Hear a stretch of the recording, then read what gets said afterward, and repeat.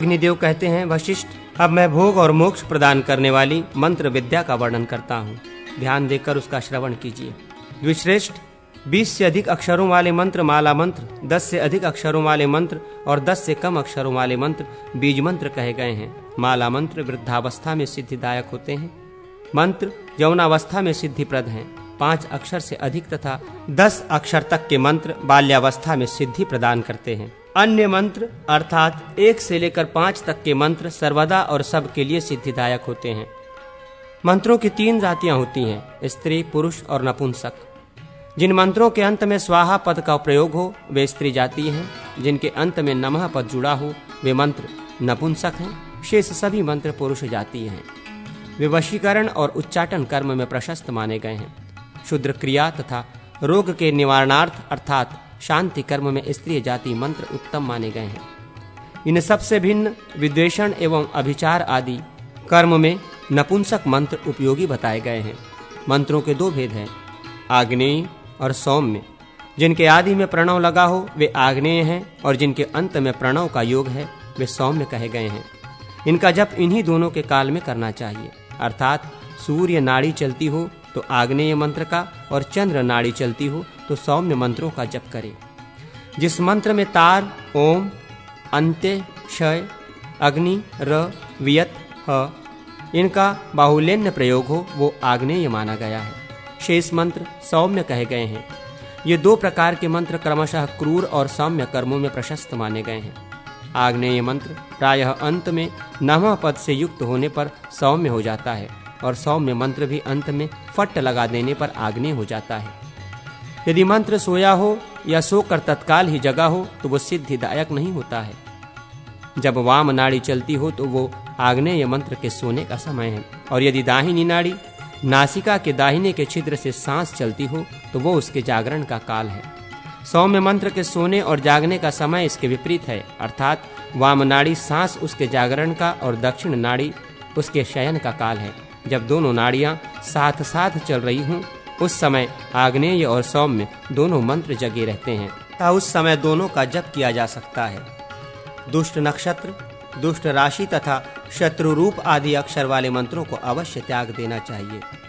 नक्षत्र चक्र, साधक के नाम के प्रथम अक्षर को तथा मंत्र के आदि अक्षर को लेकर गणना करके ये जानना है कि उस साधक के लिए वो मंत्र अनुकूल है या प्रतिकूल। इसी के लिए उपर्युक्त श्लोक एक संकेत देता है। राज्य से लेकर फुल्लव तक लिपि का ही संकेत है। इत्युदिता लिपि, इस प्रकार लिपि कही गई है। नारायणीय तंत्र में इसकी व्याख्या करते हुए कहा गया है कि अश्विनी से लेकर उत्तर भाद्रपाद तक के 26 नक्षत्रों में अ से लेकर ह तक के अक्षरों को बांटना है। किस नक्षत्र में कितने अक्षर लिए जाएंगे इसके लिए उपर्युक्त श्लोक संकेत देता है। रा से लव तक 26 अक्षर हैं, वे 26 नक्षत्रों के प्रतीक हैं। तंत्र शास्त्रियों ने अपने संकेत वचनों में केवल व्यंजनों को ग्रहण किया है और समस्त व्यंजनों को कवर्ग, टवर्ग, पवर्ग तथा यवर्ग में बांटा है।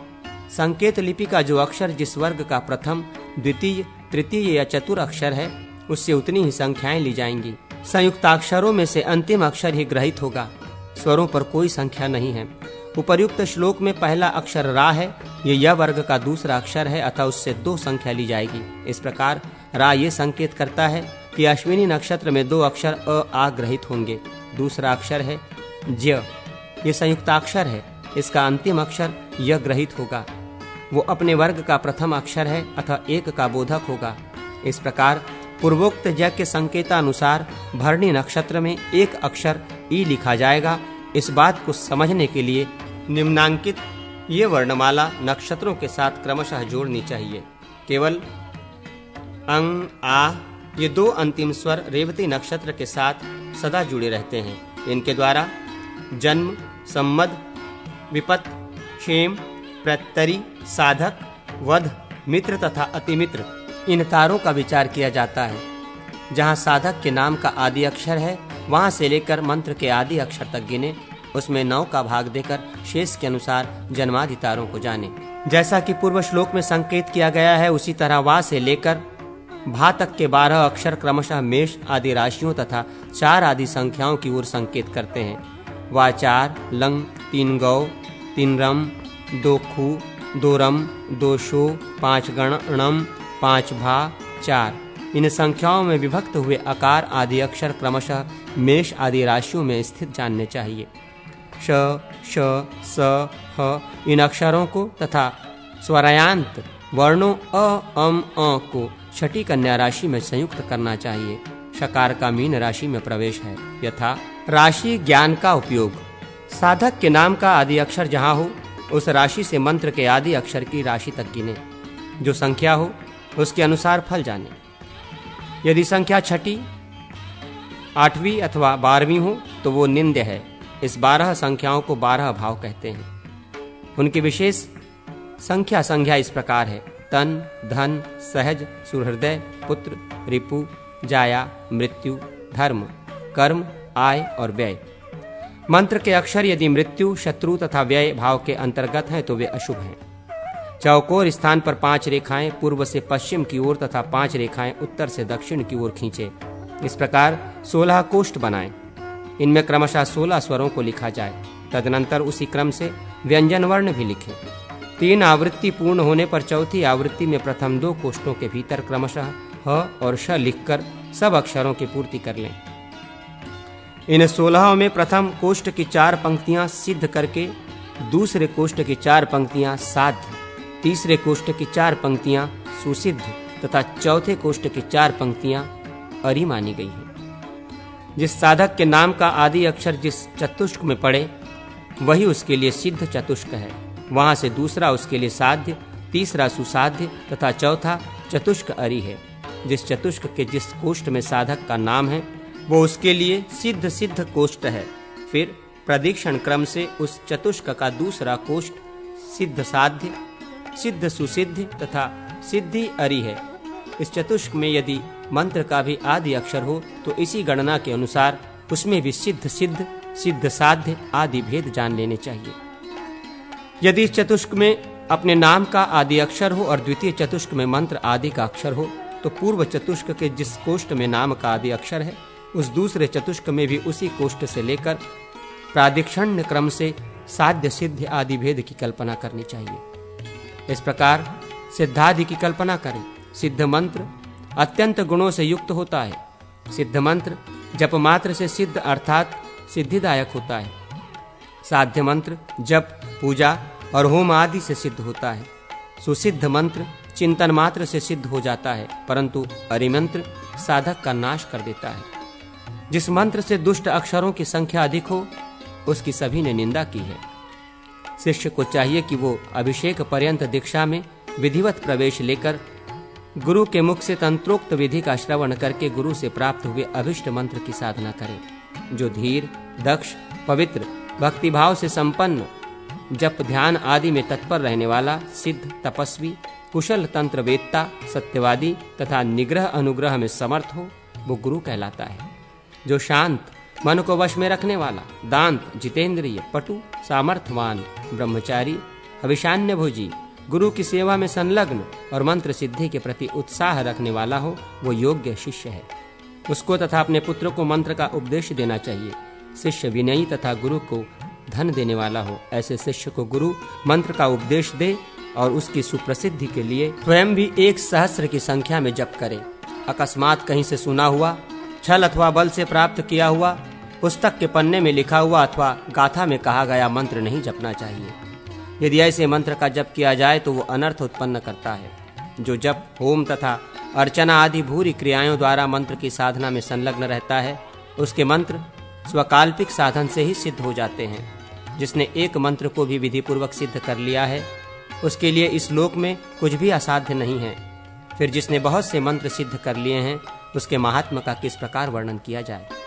वो तो साक्षात शिव ही है। एक अक्षर का मंत्र 10 लाख जप करने से सिद्ध हो जाता है। मंत्र में ज्यों-ज्यों अक्षर की वृद्धि हो त्यों ही त्यों उसके जप की संख्या में कमी होती है। इस नियम से अन्य मंत्रों के जप की संख्या के विषय में स्वयं उहा कर लेनी चाहिए। बीज मंत्र की अपेक्षा दुगुनी तिगुनी संख्या में माला मंत्रों के जप का विधान है। जहाँ जप की संख्या नहीं बताई गई हो वहाँ मंत्र जपादि के लिए 108 या 1008 संख्या जाननी चाहिए। सर्वत्र जप से दशांश हवन का तर्पण का विधान मिलता है।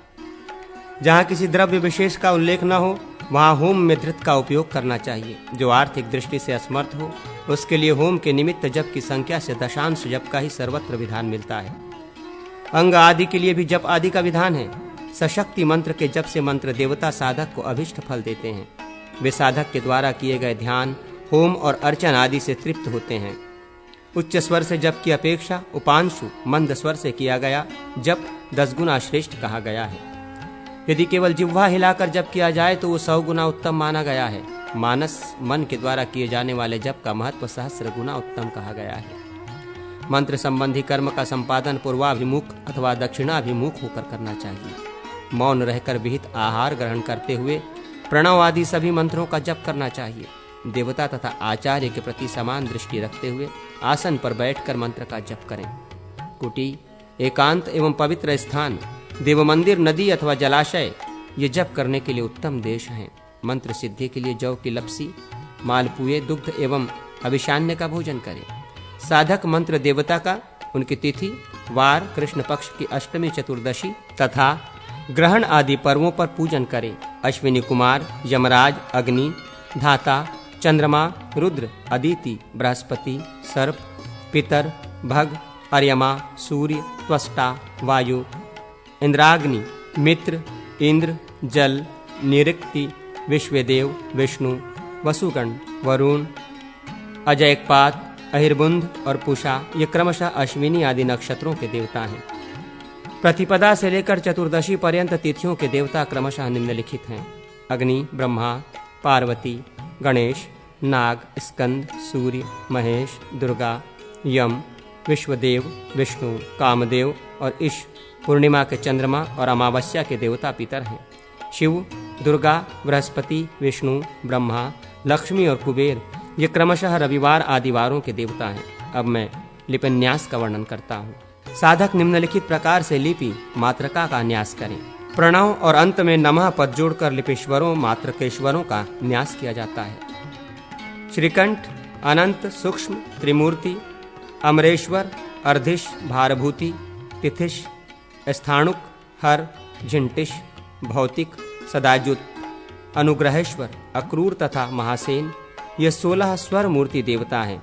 क्रोधीश, चंडीश, पंचांतक, शिवोत्तम, एक रुद्र, कूर्म, एक नेत्र, चतुरानंद, अजेश, सर्वेश, सोमेश, लांगिली, दारुक, अर्धनारीश्वर, उमाकांत, आषाढ़ी, दंडी, अद्री, मीन, मेष, लोहित, शिखी, छगलांड, द्विरंड, महाकाल, कपाली, भुजगंगेश, पिनाकी, खड्गीश, बक, श्वेत, भृगु, नकुली, शिव तथा संवर्तक ये व्यंजन मूर्ति देवता माने गए हैं। उपर्युक्त श्रीकंठ आदि रुद्रों का उनकी शक्तियों सहित क्रमशः न्यास करें। श्री विद्यारणव तंत्र में इनके शक्तियों के नाम इस प्रकार कहे गए हैं: पूर्णोदरी, विरजा, शालमली, लोलाक्षी, वर्तुलाक्षी, दीर्घघोणा, सुदीर्घमुखी, गोमुखी, दीर्घजिह्वा, कुंडोदरी, ऊर्ध्वकेशी, विकृतमुखी, ज्वालामुखी, उल्कामुखी, श्रीमुखी तथा विद्यामुखी ये रुद्रों की स्वर शक्तियां हैं। महाकाली, महासरस्वती, सर्वसिद्धि, गौरी, त्रैलोक्य विद्या, मंत्र शक्ति, आत्मशक्ति, भूतमाता, लंबोदरी, द्राविणी, नागरी, खेचरी, मंजरी, रूपणी, वीरणी, काकोदरी, पूतना, भद्रकाली, योगनी, शंखिनी, गर्जिनी, कालरात्रि, कुर्दिनी, कपिर्दिनी, वज्रिका, जया, सुमुखी, रेवती, माधवी, वारुणी, वायवी, रक्षोविदारिणी, सहजा, लक्ष्मी, व्यापिनी और महामाया ये व्यंजन स्वरूपा रुद्र शक्तियां कही गई हैं। इनके न्यास की विधि इस प्रकार है: हंसौं श्रीकंठाय पूर्णोदरे नमः, हंसौ अनंतनाय विरजाय नमः इत्यादि। इसी तरह अन्य स्वर शक्तियों का न्यास करना चाहिए। व्यंजन शक्तियों के न्यास के लिए यही विधि है: हंसौ क्रक्रोधिशाय महाकाल्याय नमः, हंसौ खचंडीशाय महासरस्वते नमः इत्यादि। साधक को चाहिए कि उदयादि अंगों का भी न्यास करे, क्योंकि संपूर्ण मंत्र श्रांग होने पर भी सिद्धिदायक होते हैं। हरलेखा को व्यम बीज से युक्त करके इन अंगों का न्यास करना चाहिए। हृदयादि अंग मंत्रों को अंत में जोड़कर बोलना चाहिए, यथा ह्रयांग हृदयाय नमः, हिं शीर्षे स्वाहा, हुं शिखाय वषट, हिं कवचाय हुं, ओम नेत्रत्रयाय वौषट, ओम अस्त्राय फट। ये षडंग न्यास कहा गया है। पंचांग न्यास में नेत्र को छोड़ दिया जाता है। निरंग मंत्र का उसके स्वरूप से ही अंगन्यास करके क्रमशः वागीश्वरी देवी हिंग का 1,00,000 जप करें तथा यथोक्त दशांश तिलों की आहुति दें। लिपियों की अधिष्ठात्री देवी वागीश्वरी अपने 4 हाथों में अक्षमाला, कलश, पुस्तक और कमल धारण करती है। कवित्व आदि की शक्ति प्रदान करती है। इसलिए जब कर्म के आदि में सिद्धि के लिए उनका न्यास करें। इससे अकवि भी निर्मल कवि होता है। मातृका का न्यास से सभी मंत्र सिद्ध होते हैं।